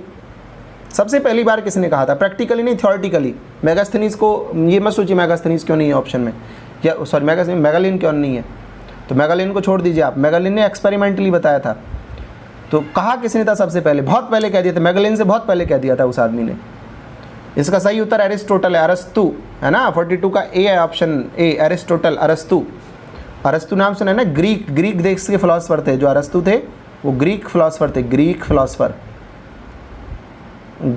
सोक्रेटिस, अरस्तु, प्लूटो, ये सभी गुरु चेले हैं सारे के सारे। ठीक है, चलिए अगले सवाल की ओर चलते हैं। अगला सवाल है कि पृथ्वी की धुरी है झुकी हुई है या ऊर्ध्वाधर है या क्षैतिज है या वक्री है। यानी ये पूछ रहा है जो पृथ्वी की धुरी है वो ऐसे झुकी हुई है या फिर ऊर्ध्वाधर ऐसे खड़ी हुई है या फिर क्षैतिज ऐसे हॉरिजॉन्टली है या वक्री यानी ऐसे गोल है। बताइए कौन सी है। 23.5 डिग्री पे झुका हुआ है ना, मैं पहले भी बता चुका हूँ 23.5 डिग्री पे झुका हुआ है, तो बिल्कुल सही ऑप्शन कौन सा हो गया, ए हो गया ना। ठीक, आपको ऐसे बताना चाहिए, ऑप्शन बताते रहिए। बहुत बढ़िया, बहुत अच्छे, वीडियो को शेयर कर दीजिए। बहुत अच्छे, बहुत खूबसूरत, बहुत अच्छे। आप पढ़ने पे ध्यान लगाइए। कुछ लोग सोच रहे हैं शायरी सुना देंगे भाई मेरे, पहले आप जो है पढ़ने पे थोड़ा सा ध्यान लगा लीजिए। ठीक है, चलिए अगला सवाल लेता हूँ। अगला सवाल बहुत इंपॉर्टेंट सवाल है, बहुत बढ़िया सवाल है, बहुत जोरदार सवाल है, आपका दिल खुश हो जाने वाला है इस सवाल में। कह रहा है किसमें पृथ्वी के अलावा अन्य जीवन की संभावना है भाई, क्योंकि वहां का पर्यावरण जीवन के लिए बहुत अनुकूल है। बताओ कहां पे संभावना है। इस कारण से बार बार हम एक्सपेरिमेंट भी कर रहे हैं, फिल्म भी आ गई भाई मेरे। मार्स यानी मंगल, बी ऑप्शन बिल्कुल ठीक है। एशिया में भारत ही ऐसा देश है जो मंगल ग्रह की कक्षा में पहुंच गया है। ठीक है, बी ऑप्शन इसका बिल्कुल ठीक है, मंगल। चलिए अगले सवाल की ओर चलते हैं। अगला सवाल है एक ग्रह के दिन का मान और उसके अक्ष का झुकाव लगभग पृथ्वी के दिन के मान और झुकाव के तुल्य है। कहाँ पे ऐसा? एक दिन में एक ग्रह के दिन का मान यानी 24 घंटे, अक्ष का झुकाव यानी 23.5 डिग्री, लगभग पृथ्वी का जो दिन का मान है और झुकाव का तुल्य उसका बिल्कुल बैलेंस है, उसके बराबर का सा है, ये आपको बताना है। तो जहाँ पे मैंने बताया ना, जहाँ पे पर्यावरण है भाई, झुकाव एक जैसा है, समय एक जैसा है, तो पर्यावरण कैसा है? वो पृथ्वी के अनुकूल है, इसी कारण से वहाँ जीवन की भी संभावना है। डी ऑप्शन बिल्कुल ठीक है। ठीक है, चलिए मंगल के जैसा है। अगला है सौरमंडल का सबसे बड़ा ग्रह। बोलो सौरमंडल का सबसे बड़ा ग्रह बताओ भैया, बोलो बोलो बोलो बोलो, सौरमंडल का सबसे बड़ा ग्रह बता दीजिए। सौरमंडल में सबसे बड़ा कौन सा ग्रह है? 8 ग्रह है, 8 में सबसे बड़ा कौन है? बृहस्पति। चलिए ठीक। अगला सवाल, सूर्य के इर्द गिर्द परिक्रमा में निम्न में से कौन ग्रह अधिकतम समय लेता है? सबसे ज़्यादा समय कौन लेता है? जो सबसे ज़्यादा दूर होगा। इनमें देखो सबसे ज़्यादा दूर कौन है? सूरज के सबसे ज़्यादा दूर कौन है? सबसे नज़दीक पहले कौन आता है? बुध आता है। बुध के बाद शुक्र आता है, तो शुक्र को हटा दीजिए, इसमें से शुक्र आता है। शुक्र के बाद कौन आता है? पृथ्वी आती है। पृथ्वी के बाद कौन आता है? मंगल आता है। मंगल के बाद कौन आता है? बृहस्पति आता है। इन सब में कौन सा होगा? बृहस्पति हो गया। वैसे मैंने बताया शुक्र का कितना 265 दिन है, मंगल का कितना 687 दिन है, पृथ्वी का 365 है, बृहस्पति का 12 वर्ष है ना, तो बृहस्पति का ही सबसे ज़्यादा है इनमें। अगला सवाल लेते हैं। अगला सवाल है, निम्नलिखित ग्रहों में से जिसके चारों ओर वलय है, रिंग किसके चारों ओर है? भाई कल की क्लास करते ना तो आपको पता चल जाता जो है, ये सवाल का जवाब आप देते ही देते। ऑप्शन बताइए किसके चारों ओर है जो है वलय, किसके चारों? एक ऐसा ग्रह है, एक ग्रह है और इस ग्रह के चारों ओर एक रिंग है इस तरीके से। ये किसके चारों ओर है? तो ये हीलियम गैस की रिंग है। पहले तो मैं आपको बता दूं, हीलियम गैस की रिंग है। ग्रह भी गैस ही ग्रह है बिल्कुल, इसका घनत्व तो बहुत कम है। ये शनि है। डी ऑप्शन ठीक है। ठीक है, चलिए इसका सबसे बड़ा उपग्रह टाइटन है। इसके कुल मिला के वैसे 62 उपग्रह, इनमें सबसे बड़ा टाइटन है। वैसे पृथ्वी का सौरमंडल का सबसे बड़ा उपग्रह तो वैसे जुपिटर का गैनेमीड है। ठीक है, सबसे छोटा मार्स का है डेमोस। ठीक है, चलिए अगला सवाल लेते हैं। अगला सवाल कह रहा है कि नासा के किससे संबंधित मिशन का नाम जूनो है? तो जूनो किसका होगा बताओ? जुपिटर का ही होगा ना भाई। शनि का एस से रखेंगे, नॉर्मल बात है। मंगल का एम से रखने का प्रयास, मार्स से रखने का प्रयास करेंगे। बृहस्पति जुपिटर का जूनो है। ठीक है, सी ऑप्शन इसका ठीक है, जुपिटर का। नासा का एक मिशन है जूनो। ठीक है, वो किससे जुड़ा हुआ है? बृहस्पति ग्रह से जुड़ा हुआ है। शनि ग्रह है, प्लूटो से ठंडा है, ये नेपच्यून से ठंडा है, नेपच्यून से गर्म है, जुपिटर से गर्म है। तो पहले देखो सूरज के नज़दीक कौन सा है, इन सबको एक बार लिख लेते हैं हम। सूरज के नज़दीक लिख लेते हैं कौन कौन सा आता है। अगर मैं इन चारों की बात करता हूँ तो पहले कौन सा? जुपिटर, तो ये रहा जुपिटर। जुपिटर यानी बृहस्पति। बृहस्पति के बाद आया शनि, शनि के बाद आया यूरेनस यानी कि अरुण, अरुण के बाद आया नेपच्यून यानी कि वरुण, और प्लूटो फिर उसके बाद में कहीं पे आएगा। तो अब मुझे बताइए, ये गर्म इससे ठंडा, ये इससे ठंडा, ये इससे ठंडा, ये सबसे ठंडा वो। तो ये जो शनि ग्रह है ये किससे? प्लूटो से ठंडा है? नहीं है, गलत है पहला ऑप्शन। ठीक है ना भाई मेरे, ऐसा आपको पता होना चाहिए। ऐसे करके एलिमिनेट कर सकते हो आप चीज़ों को। और मैं अगर आपसे कहता हूँ कि नेपच्यून से ठंडा है तो भाई नेपच्यून से भी गर्म है, ये बात भी गलत है, ये भी गलत हो गया। नेपच्यून से गर्म है, हाँ नेपच्यून से गर्म है, ये ठीक है। जुपिटर से गर्म नहीं, जुपिटर से ठंडा है, तो सी ऑप्शन ठीक। क्लियर हो रहा है? यानी ये गर्म होगा, इससे ठंडा ये, इससे ठंडा ये, इससे ठंडा ये, सबसे ठंडा ये। ऐसे करके आप इसका उत्तर लगा सकते हैं। ठीक है, ये ग्रह है भाई मेरे। चलिए अगले सवाल की ओर चल देते हैं। अगले सवाल की ओर चल देते हैं। ठीक है भाई मेरे, अगले सवाल की ओर चलते हैं। अगले सवाल की ओर चलते हैं। अगले सवाल में आपसे कह रहे हैं निम्न में से किस ग्रह के चारों ओर स्पष्ट वलय है? फिर वही सवाल है कि किसके चारों ओर रिंग है? ऐसे ग्रह है उसके चारों ओर ऐसे रिंग है, किसके? तो शनि के चारों ओर हीलियम गैस का रिंग है। ठीक है, सी ऑप्शन ठीक है। अगला सवाल लेता हूँ। अगला सवाल कह रहा है कौन सा ग्रह हरे प्रकाश को उत्सर्जित करता है? ऐसा कौन सा ग्रह जो हरा प्रकाश देता है? हालांकि 2 ग्रह ऐसे जो हरा प्रकाश देते हैं, लेकिन ज़्यादा कौन सा देता है वो आपको बताना है इसमें। 52 का बताइए हरा कौन सा देता है। चलो मैं इसमें इतने ये बता देता हूँ कि CH4 यानी मार्स गैस यानी मीथेन गैस के कारण से वो देता है, ये भी मैं आपको बता रहा हूँ इसमें। चलिए ABCD टाइप करिए, जल्दी जल्दी बताइए, जल्दी जल्दी बताइए। बहुत सुंदर, बहुत खूबसूरत, बहुत अच्छे। तो वरुण है। ठीक है, डी ऑप्शन इसका सबसे ठीक है, डी ऑप्शन है ना। ओके, डी इसका ठीक है, यानी कि वरुण। चलिए आगे बढ़ते हैं। अगला सवाल है सी ऑफ ट्रैंक्विलिटी किसको कहाँ पर है? सी ऑफ ट्रैंक्विलिटी, समुद्र ऑफ ट्रैंक्विलिटी कहाँ पर है? तो मित्रों ये जो समुद्र है ये बिना पानी का समुद्र है, धूल का समुद्र है एक्चुअली। यानी कि सी ऑफ ट्रैंक्विलिटी मतलब है धूल का समुद्र। वहाँ पे धूल का एक बहुत बड़ा तूफान है, एक बहुत बड़ा समुद्र है। तो कहाँ पर है वो? चंद्रमा पर है ना। चंद्रमा पृथ्वी का एकमात्र उपग्रह। समझ में आ रहा है आपको? अच्छा लग रहा है आपको? अगर किसी व्यक्ति का जो वजन है वो पृथ्वी पर 60 किलोग्राम है तो चंद्रमा पर जाके 10 किलोग्राम रह जाएगा, यानी 1/6 हो जाएगा। इसका कारण होता है ग्रेविटेशनल वैल्यू जो होती है, ग्रेविटेशनल फोर्स की, वो 1/6 होती है। मैंने कल की क्लास में बताया भी आपको कि 1.66 होती है। आप ये क्लास भी कर लेंगे, आपके सारे सोलर सिस्टम के सवाल हो जाएंगे। अगला सवाल लेते हैं। चलिए अगला सवाल आपसे कह रहा है कि बृहस्पति का द्रव्यमान लगभग है। बृहस्पति का द्रव्यमान कितना होता है लगभग? सूर्य के अगर सापेक्ष में देखा जाए तो सूर्य का आधा होता है, 100वां भाग होता है, 1000वां भाग होता है, सूर्य का 10वां भाग होता है। बताइए ABCD कमेंट करके बताइए, जल्दी जल्दी बताइए। तो 1000वां भाग होता है, बी ऑप्शन इसका ठीक है, बहुत अच्छे, बी ऑप्शन ठीक है भैया, इसका द्रव्यमान जो है वो 1000वां भाग इसका होता है। अगले सवाल की ओर चलते हैं। धूमकेतु की पुच्छ जो है वो सूर्य से परिदिष्ट होती है, क्योंकि बताओ क्यों होती है? जो धूमकेतु यानी कि कॉमेट्स है वो सूरज से उसकी दूर को, यानी कि यहाँ पे मान के चलिए सन है और मान के चलिए पृथ्वी का धूमकेतु यानी हेले है मान के चलो, तो ये इस धर की तरफ क्यों होती है, इसकी तरफ क्यों नहीं होती? तो इसमें कई सारे ऑप्शंस भी इसमें दे रखे हैं। वो ऑप्शंस क्या है, मैं इसको थोड़ा सा इसमें ऑप्शंस आपको दिखाता हूँ। ऑप्शन से जैसे जैसे धूमकेतु के चारों ओर घूर्णन करता है वैसे वैसे उसका हल्का द्रव्यमान केवल अपकेंद्रीय बल के कारण दूर क्षिप्त हो जाता है। नहीं, ये बात में तो कोई दम नहीं है। तो वो जैसे जैसे धूमकेतु घूर्णन करता है उसका हल्का द्रव्यमान पूछ के नहीं, ऐसा भी नहीं। सूर्य द्वारा हाँ ये ठीक है, जो विकिरण है विकिरण उत्सर्जित होता है, और विकिरण के जब उत्सर्जित होता है तो वो इस पर क्या करता है, एक भेज्य दाब डालता है, और जिससे कि उसकी पुच्छ जो है वो सूर्य के दूर की ओर क्षिप्त हो जाती है। बोलो आ रहा है समझ में इसका कौन सा ठीक है? यानी सूर्य के विकिरण के कारण से जो है, सूर्य का जो विकिरण है वो उस पर आता है, ये सूर्य है ये यहाँ पे है, तो इसका विकिरण इसके ऊपर आता है। जब विकिरण आएगा तो क्या होगा, ये यहाँ पे ये ऐसे हो जाएगा और ये पीछे वाला हिस्सा इस तरफ चला जाएगा। ठीक है ना भाई मेरे? चलिए अगला सवाल ले लेते हैं।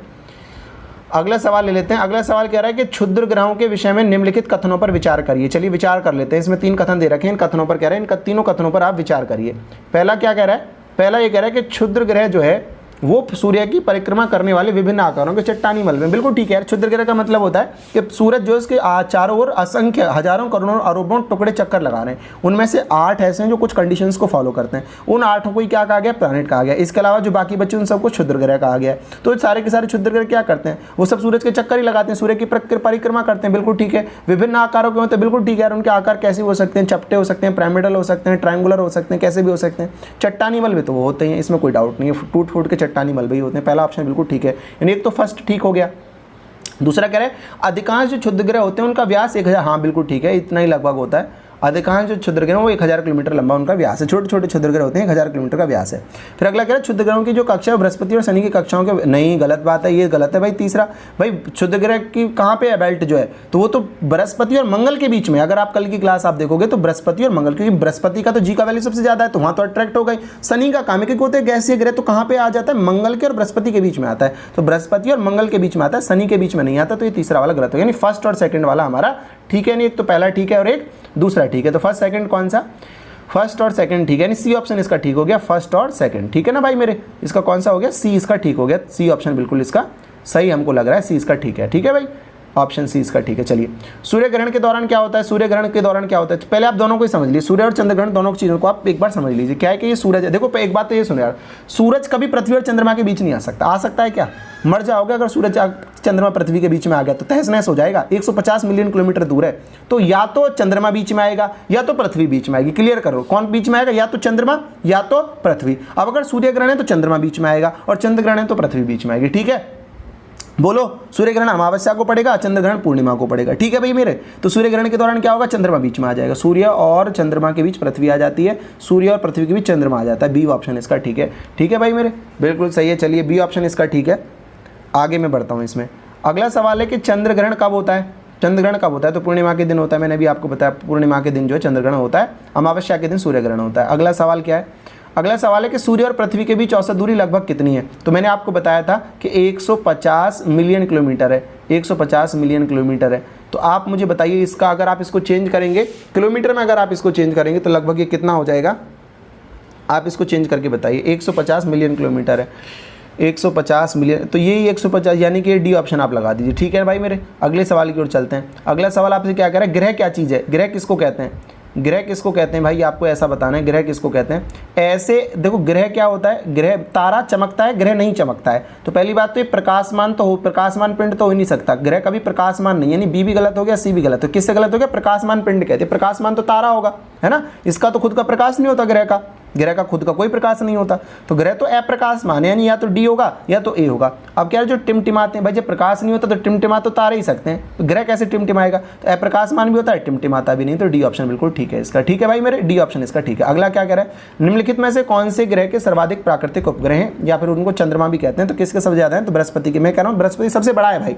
अगर सबसे बड़ा है तो उसका आकार सबसे बड़ा होने के कारण से उसकी जी की वैल्यू भी सबसे ज्यादा होगी। अब चूंकि उसकी जी की वैल्यू सबसे ज्यादा होगी, ग्रेविटेशनल वैल्यू सबसे ज्यादा होगी, तो अपनी तरफ खींचने की क्षमता भी उसकी सबसे ज़्यादा होगी। जब उसकी अपनी तरफ खींचने की क्षमता सबसे ज़्यादा होगी तो उसके आसपास जो क्षुद्र ग्रह हैं उनमें से कुछ लोग जो इनके अंदर की सेंट्रीफ्यूगल फोर्स यानी स्फेरिकल है, इसके अलावा रोटेशन भी करते हैं, रिवॉल्यूशन भी करते हैं, तो वो किसके पास ज़्यादा आएंगे? जिसकी सबसे ज़्यादा अपनी तरफ खींचने की क्षमता है। सबसे ज़्यादा किसकी क्षमता है? तो बृहस्पति की क्षमता है। ठीक है भाई मेरे, बृहस्पति के कितने? तो 67 है। ये बढ़ते भी रहते हैं, कहीं कहीं 76 भी आपको मिलेगा। सबसे ज़्यादा इसी के, दूसरे नंबर पर सैटर्न के 62 हैं। ठीक है, इसमें सबसे जो बड़ा है वो कौन सा है? गैनेमीड है।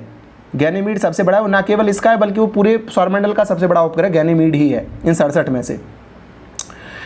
मंगल के 2 हैं, शनि के 62 हैं, शुक्र का कितना? 1 भी नहीं, शुक्र के 0 हैं। ठीक है, चलिए अगला सवाल पे चलते हैं। अगला सवाल है, मंगल की परिक्रमा कक्षा में जाने वाले प्रथम एशियाई देश का नाम बताओ। मैं अभी बता रहा था भारत ये सबसे पहले जो गया था मंगल की परिक्रमा कक्षा में, सबसे पहले कौन गया था? इंडिया गया था। मज़ा आ रहा है आपको? कमेंट करके बताइए अच्छा लग रहा है, पढ़ाई आ रही है आपको समझ में, आपको अच्छे क्वेश्चन लग रहे हैं, ये सेशन अच्छा लग रहा है आपको?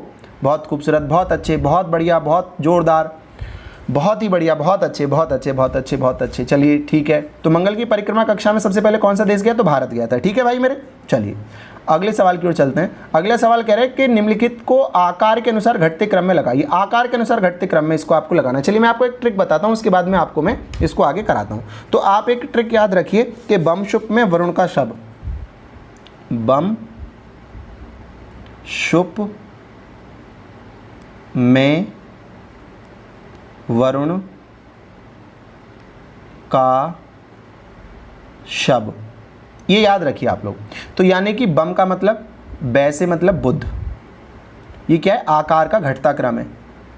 सॉरी, ये जो मैंने ट्रिक बताई है, ये जो ट्रिक आप देख रहे हैं ये बढ़ते क्रम की ट्रिक है। फिर इसमें उल्टा आप देख लीजिएगा, पहला कौन हो गया? बुध हो गया, फिर कौन हो गया? मंगल हो गया, मंगल के बाद कौन बड़ा होता है? शुक्र बड़ा होता है, शुक्र से थोड़ी सी बड़ी पृथ्वी होती है, पृथ्वी से थोड़ा बड़ा वरुण होता है, वरुण से थोड़ा बड़ा कौन होता है? शाह, मतलब वरुण आ गया। बुध मंगल शुक्र पृथ्वी, 1 2 3 4 5 और 3 और बचे। बम शुभ में वरुण का शब, बम शुभ में यानी शुभ में वरुण का शब। वरुण के बाद अरुण आ गया है ना, वरुण अरुण एक साथ लिख लीजिए। चलिए वरुण का में का से, चलिए इसको, वरुण के बाद कौन आएगा? अरुण आएगा। ठीक है, आप इसको याद रखिए, वरुण के बाद अरुण आएगा, फिर कौन आएगा? शनि आएगा, शनि के बाद कौन सबसे बड़ा? बृहस्पति आएगा। ठीक है भाई मेरे, बृहस्पति। तो ये ट्रिक याद रख सकते हैं, बम शुभ में वरुण का सब। ठीक है, इसको आ कर लीजिए, वरुण आ सब। ठीक है, का अच्छा लगता है वैसे, वरुण आ सब, यानी बा से बुध, माँ से मंगल, शु से शुक्र, पा से पृथ्वी, वरुण तो है ही अरुण, और शा से शनि और बा से बृहस्पति। यानी कि बुध से बड़ा कौन है? मंगल है, मंगल से बड़ी कौन है? शुक्र है, शुक्र से बड़ा कौन है? पृथ्वी है, पृथ्वी से बड़ा कौन है? वरुण है, वरुण से बड़ा कौन है? अरुण है, अरुण से बड़ा कौन है? शनि, और शनि से बड़ा कौन है? बृहस्पति है। क्लियर हो रहा है आपको? अब आपसे कह रहा है घटते क्रम में आपको लगाना है, तो घटते क्रम में पहले तो बृहस्पति 1 लिख लो, 1 बृहस्पति, फिर बृहस्पति से छोटा कौन आ जाएगा? बृहस्पति से छोटा शनि है इसमें, शनि यानी कि 4 आ गया, फिर इससे छोटा कौन आ जाएगा? यूरेनस आ गया, यानी कि वरुण आ गया, यूरेनस यानी 2 आ गया, 1 4 2 और फिर 3 आ जाएगा, 1 4 2 3 ऐसे करके आपको चेक करना है। तो किस में 1 4 2 3 है वो आप चेक कर लीजिए, 1 4 2 3 चेक कर लीजिए, 1 4 2 3, 1 4 2 3, सी ऑप्शन आपको दिखाई दे रहा है, 1 4 2 3, यानी सी इसका बिल्कुल ठीक जवाब हो गया ना भाई, सी इसका बिल्कुल ठीक जवाब। क्लियर हो रहा है आपको? अच्छा लग रहा है, मज़ा आ रहा है? बोलिए यस और नो। अच्छा लग रहा है, मज़ा आ रहा है आपको? चीज़ें समझ में आ रही हैं सब लोगों को? चलिए ठीक है, अगले सवाल की ओर चल देते हैं। अगले सवाल में क्या कह रहा है कि पृथ्वी का वह यमज नक्षत्र यानी ट्विन, मतलब कि उसके जैसा यानी कि जुड़वा प्लानेट कौन सा है जो अमाप घनत्व द्रव्यमान में पृथ्वी के जैसा दिखाई देता है? बार बार सवाल कह रहा है, तो शुक्र है, पृथ्वी की बहन भी इसको कहते हैं ना, तो इसके सारे बहुत सारे सवाल है। पृथ्वी के जैसा जहाँ भी आ जाए, ट्विन आ जाए, यमज आ जाए, पृथ्वी की बहन आ जाए, पृथ्वी के जैसा आ जाए, तो क्या है वो? शुक्र है। ठीक है, पृथ्वी के निकटतम आ जाए तो भी शुक्र है। अगला सवाल आपसे क्या कह रहा है? सूर्य के बाह्यतम परत को क्या कहते हैं? जो बाह्यतम परत है उसको क्या कहते हैं? इसमें आप थोड़ा सा समझिए। ये मान के चलिए ये सन है, ये जो सन है, इस सन की जो परत आपको जो लाइन दिखाई दे रही है इसको कहते हैं वर्णमंडल। वर्णमंडल इसको कहते हैं, वर्णमंडल इसको कहते हैं। वर्णमंडल मतलब क्रोमोस्फेयर, क्रोमोस्फेयर कहते हैं इसको। फिर इसका जो ये जो बाहर ये जो ऊर्जा है, ये चमकदार जो आपको ऊर्जा दिखाई दे रही है, ये जो ऊर्जा आपको चमकदार दिखाई दे रही है, इसको कहते हैं कोरोना। इसको कोरोना कहते हैं, यानी क्रीट कहते हैं, कोरोना कहते हैं। इसके आसपास जो ये रिंग बन जाती है ऊर्जा की जो रिंग बन जाती है, इसको कहते हैं फोटोस्फेयर यानी प्रकाश मंडल कहते हैं इसको कहते हैं प्रकाश मंडल यानी फोटोस्फेयर कहते हैं इसको कहते हैं, इसको फोटोस्फेयर कहते हैं। बोलो क्लियर हो रहा है आपको, सबको क्लियर हो रहा है? इसको फोटो अब ये क्या कह रहा है आपसे, बाह्यतम परत पूछ रहा है। अगर परत के ऊपर वाला भाग पूछता तो कोरोना कहते। आपसे पूछ क्या रहा है, बाह्यतम परत यानी कि बिल्कुल इस लाइन को पूछ रहा है, तो क्या कहते हैं, वर्णमंडल कहते हैं। यानी कौन सा ऑप्शन ठीक हो गया, ए ऑप्शन इसका ठीक हो गया। बोलिए क्लियर है आपको, स्क्रीनशॉट ले लीजिए जल्दी से। अगले सवाल की ओर चलते हैं। फिर अगले सवाल में आपसे कह रहा है ब्लू मून की परिघटना क्या होती है, जब होती है जब 1 महीने में 2 बार पूर्णिमा आ जाए। ये ऑप्शन है ठीक है, जब 1 महीने में 2 बार पूर्णिमा आ जाते हैं उसी को ब्लू मून कहते हैं। क्लियर है, ब्लू मून मतलब 1 महीने में 2 पूर्णिमा। क्लियर। अगला सवाल लेते हैं, जब 1 महीने में 2 फुल मून आ जाएंगे तो उसी को ब्लू मून कहते हैं। अगला सवाल क्या कह रहा है, अगला सवाल कह रहा है निम्न में से कौन सा जो है वो क्या है, दिए गए ग्रहों को उनके आमाप यानी व्यास के बढ़ते क्रम में पूछे ना, फिर छोटा लिखना फिर बड़ा, वो आप वही रखिए, बुम शप वरुण का सब। तो बुध मंगल शुक्र ऐसे करके लिख लेता हूँ मैं, बुध माँ से मंगल, बुम शप मतलब शुक्र, फिर उसके बाद पृथ्वी के बाद वरुण के बाद अरुण के बाद शनि के बाद बृहस्पति, ये क्रम है। तो अब इसमें आप देख लीजिए, तो बुध यानी कि ये दोनों तो काट ही दीजिए, ए और डी तो बुध से चालू होगा। अब ए बी और सी में से आपको देखना है, बुध के बाद मंगल, हाँ ठीक है, पृथ्वी तक। अब पृथ्वी और यूरेनस में देख लीजिए, पृथ्वी यूरेनस यानी कौन सा ठीक हो गया, बी ऑप्शन ठीक हो गया। बोलो क्लियर है, पहले पृथ्वी आएगी फिर उसके बाद यूरेनस आएगा। सबको समझ में आ रहा है, सबको अच्छा लग रहा है? चलिए अगले सवाल की ओर चलते हैं। अगला सवाल कह रहा है कि उत्तरी गोलार्ध के संदर्भ में निम्नलिखित में से कौन से कथन सही हैं। आप पहले इन पर नजर डाल दीजिए, सभी कथनों पर एक बार नजर डालिए सब लोग, और आप मुझे बताइए कौन कौन सा ठीक है। इस सवाल को आप सॉल्व करके इसका सही उत्तर कौन सा होगा पहले आप बना लीजिए, फिर मैं आपको इसके ऑप्शन दिखाता हूँ, ठीक है? आप इसको जल्दी से बनाइए। तो क्या है, वसंत विश्व 21 मार्च को होता है। वसंत विश्व जो होता है 21 मार्च को होता है, बताओ यस और नो। वसंत विश्व कब होता है? 21 मार्च को ही होता है, आप नोट भी कर लीजिए, ठीक है? वसंत विश्व 21 मार्च को ही होता है, ठीक है, याद रख लो। उत्तर अयनांत कब होता है? 22 दिसंबर, ठीक लिख रहा है, ये भी सही बात है। शरद विश्व कब होता है? 23 सितंबर, नहीं भाई ये तो 22 सितंबर को होता है ना। शरद विश्व कब होता है? 22 सितंबर को होता है, यानी एक तो हमारा ये सही नहीं है, तीसरा सही नहीं है इसमें। दक्षिण अयनांत कब होता है? 21 जून। दक्षिण अयनांत विंटर सॉलिस्टिक कब होता है? 21 दिसंबर को होता है, यानी ये भी गलत है। ये वैसे 21 दिसंबर को होता है ना, अगर आपको याद रखना है तो 21 दिसंबर, इन दोनों की डेट ठीक है, इनको लिख लो कि वसंत विश्व 21 मार्च को होता है, उत्तरायणांत 22 दिसंबर को होता है, शरद विश्व जो 22 सितंबर को होता है, और दक्षिणायनांत 21 दिसंबर को होता है। तो इनमें तीसरा चौथा गलत है। अब हमसे पूछ क्या रहा है, उत्तरी गोलार्ध के संबंध में निम्नलिखित में से कौन सा सही है, यानी पहला दूसरा सही है, इसमें फर्स्ट भी ठीक है और सेकंड भी ठीक है। तो कौन सा ऑप्शन हो गया, 1 और 2, यानी बी ऑप्शन इसका मेरे को ठीक लग रहा है। एक बार इसको चेक कर लीजिएगा आप लोग, 20 का सही उत्तर है, 1 और 2 है ना, हाँ बी ठीक है बिल्कुल। चलिए अगला सवाल लेते हैं। निम्नलिखित में से किस वैज्ञानिक ने यह सिद्ध किया है कि सूर्य के चारों ओर प्रत्येक नक्षत्र का मार्ग दीर्घवृत्ताकार है, यानी कि ये जो सूर्य है इसके मान चलो ये कोई यहाँ पे पृथ्वी इसके चक्कर लगा रही है, तो बिल्कुल गोल चक्कर नहीं लगा रही है, ये कैसे लगा रही है, दीर्घवृत्त में ऐसे करके चक्कर लगा रही है इसके। तो किसने बताया था, कैप्लर्स लॉ आपने पढ़े होंगे फिजिक्स में, अगर आपने पढ़े तो ए ठीक है इसका, कैप्लर इसका बिल्कुल सही जवाब है। कैप्लर कहाँ के थे? कैप्लर जर्मनी के थे भाई, है ना, जर्मनी की कैपिटल बर्लिन है, एंजेला मर्केल वहाँ पे जो है चांसलर है, ठीक है, हमारा राष्ट्रपति के स्थान पे चांसलर होता है। चलिए अगला सवाल लेते हैं।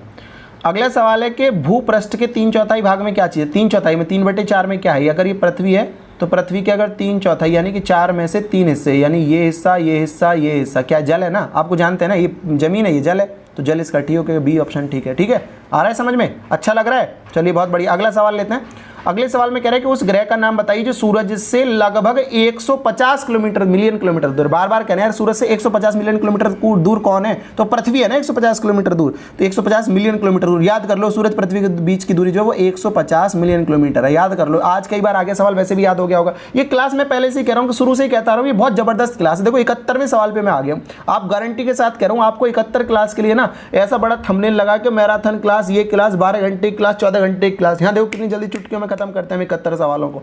ठीक है, तो इसका बताइए उस ग्रह का नाम बताइए जो सूरज से लगभग 150 किलोमीटर, तो कौन सा? सी ऑप्शन इसका ठीक है, यानी कि पृथ्वी जो है वो ऐसा ही है। चलिए अगले सवाल की ओर चलें क्या? अगला सवाल क्या कह रहे हैं, विश्व के कितने धरातल में पानी है? तो 70% में 71, जो भी आप बी ऑप्शन ठीक है ना, 3/4 लगभग 75%, यानी कि 3/4 में पानी है, तो 70% वैसे ठीक है, लगभग 3/4, पूरा एक्यूरेट 3/4 नहीं है, तो लगभग 71%, 70 पॉइंट कुछ % ऐसा पानी है, ठीक है। अगला सवाल क्या कह रहा है, अगला सवाल कह रहे हैं निम्नलिखित में से कौन सा ग्रह नहीं है जिसे पहले लोग ग्रह मानते थे? तो मंगल तो ग्रह है, शुक्र भी ग्रह है, शनि भी ग्रह है, तो कौन सा ग्रह नहीं है? सूर्य ग्रह नहीं। सूर्य क्या है? सूर्य तो एक तारा है। बोलो हाँ या ना, बोलो अच्छा लग रहा है आपको, कैसा लग रहा है, बोलो मज़ा आ रहा है, क्या कमेंट कर रहे हो भाई? शेयर करो वीडियो को, ज़्यादा से ज़्यादा शेयर करो, जल्दी जल्दी शेयर करो, आप लोग जल्दी जल्दी शेयर करिए। चलिए बहुत बढ़िया, बहुत अच्छे, बहुत खूबसूरत, जवाब देते रहिए, जवाब देते रहिए। अगला सवाल डालें क्या?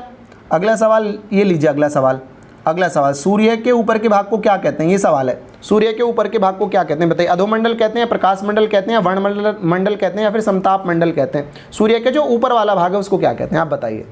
अभी ये सवाल हमने थोड़ी देर पहले ही कहा था, 74वां जो सवाल है, वर्णमंडल कहते हैं ना, ठीक है। अभी ये कुछ समय पहले भी ये सवाल आया था, इसको वर्णमंडल कहते हैं, ठीक है भाई, वर्णमंडल कहते हैं इसको, वर्णमंडल कहते हैं, वर्णमंडल।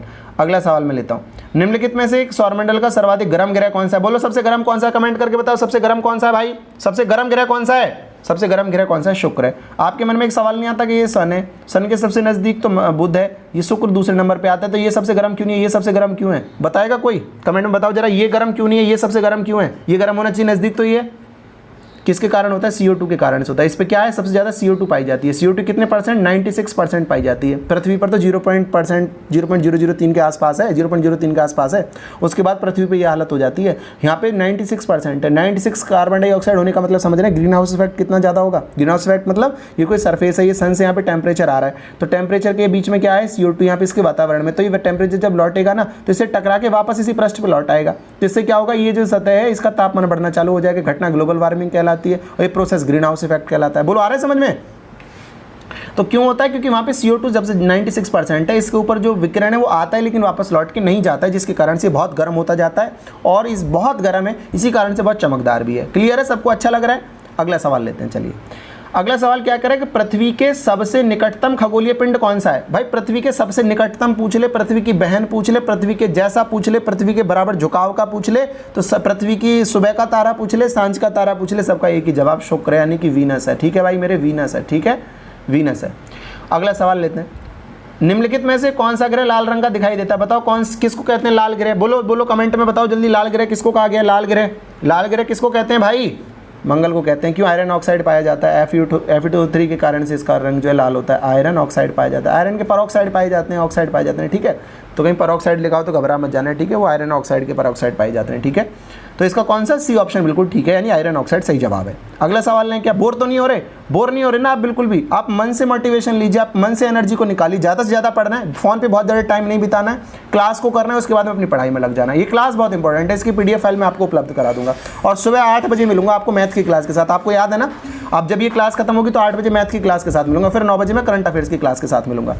चलिए अगला सवाल क्या है कि हेली धूमकेतु का आवर्तकाल कितना होता है? ये मैंने सारे सवाल कराए कल की क्लास में। हेली धूमकेतु का आवर्तकाल कितना होता है? जो हेली एक धूमकेतु है, यानी कि कॉमेट्स है, वो 1986 में आया था पृथ्वी कक्षा में। अब कितने वर्ष बाद आएगा? 76 वर्ष बाद आएगा, यानी कब आएगा? 2062 में आएगा, ठीक है भाई मेरे, 2062 में वो दोबारा से लौट करके आएगा। 1986 में आया था, 76 वर्ष बाद फिर आता है, अब कब आएगा? 2086 में आएगा, यानी कौन सा इसका उत्तर ठीक हो गया? कौन सा वाला उत्तर ठीक हो गया? 76 वर्ष, यानी कि ये वाला 76 वर्ष कौन सा है? बी ऑप्शन इसका ठीक है, ठीक है भाई। चलिए अगला सवाल ले लेते हैं। अगले सवाल में आपसे कह रहा है कि निम्न में से किसे शुक्र ग्रह कहते हैं? शुक्र इंग्लिश में बताओ किसको कहते हैं शुक्र? हैं बताओ कमेंट करके, जल्दी जल्दी बताइए, जल्दी जल्दी। बहुत बढ़िया, बहुत अच्छे, बहुत खूबसूरत, बहुत अच्छे। वीडियो को लाइक करके जाना भाई मेरे, वीडियो को लाइक जरूर कर देना। और सवाल लेता हूँ मैं, और एक बढ़िया सवाल लेते हैं। तो शुक्र किसको कहते हैं? वीनस को कहते हैं ना, वीनस को ही शुक्र कहा गया है। प्लूटो यानी कि यम होता है, जुपिटर यानी कि बृहस्पति होता है, और जो है अपना वीनस शुक्र होता है, मार्स यानी मंगल होता है, ठीक है भाई मेरे, ये तो शुक्र होता ही है। चलिए अगला सवाल लेते हैं।